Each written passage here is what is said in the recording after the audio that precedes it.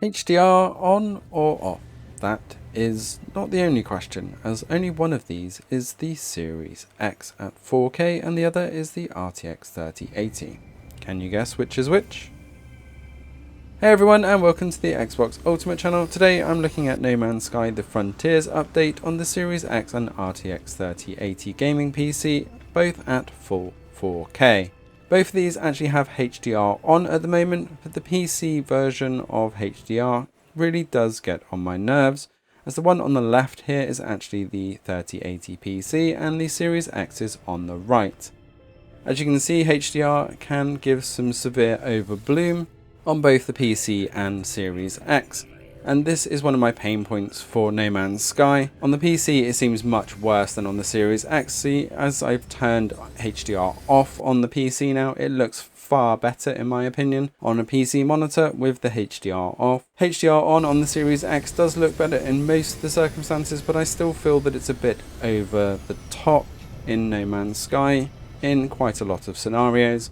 But I left it on for this comparison for the Series X in full 4K and HDR. So you will see a bit of a difference in the brightness and contrast from the PC, but it's the quality that we're looking at here, and you have to admit that they're both pretty close.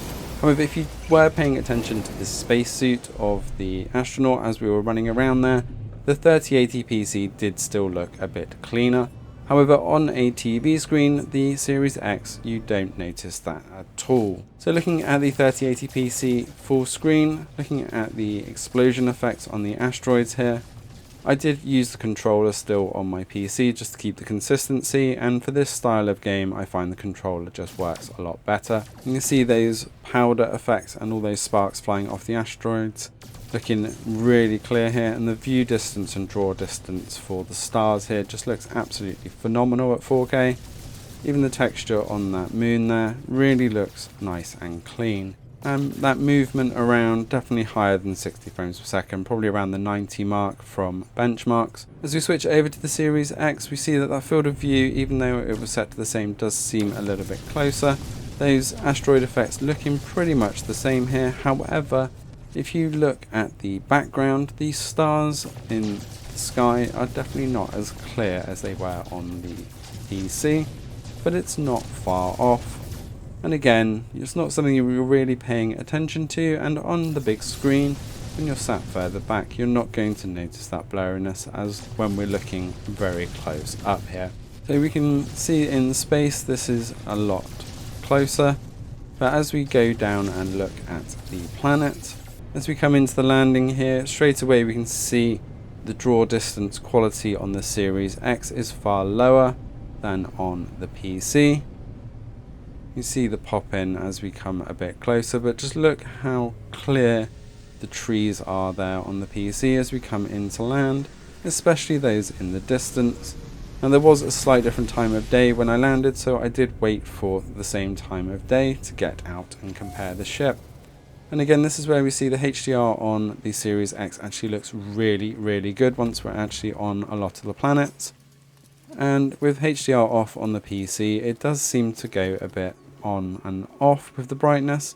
As we come full screen, the backpack looked really dull there outside of the light, even though it's quite bright daylight. But as soon as it goes into that light of the ladder, it really kind of shines. So it is a bit on and off. But look at the draw distance there, you can see the flowers quite clearly, and the detailing on the suit here is just so nice on the PC, I have to admit. But most of the time you're not really paying a lot of attention to that close detail. It's just nice to see when that detail is available. Again, looking out over the world here, look at that draw distance. Even the trees in the distance are pin sharp, which we can see a huge difference as we switch over to the Series X. And as we're going up the ladder, we see those bloom effects on the HDR this time, but just look at the sunshine effects as we run around outside of that ladder. Looking at the draw distance here as we move around, we can definitely see that they are not as sharp, but once again on a big screen you really don't notice it as much, it just looks nice. And looking at the kind of mine area here, it's not as shiny from up top, but all in all still looking extremely good.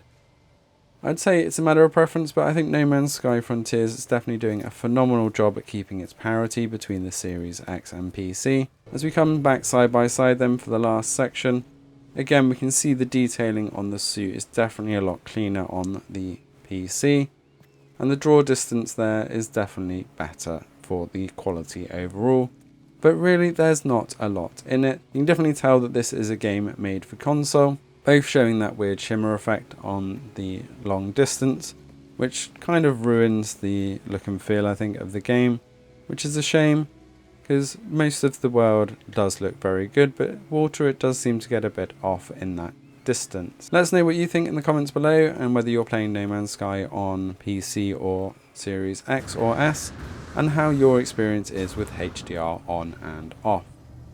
Thanks for watching. Don't forget to hit that subscribe button to stay up to date with all things Xbox and Game Pass Ultimate, and we will see you next time.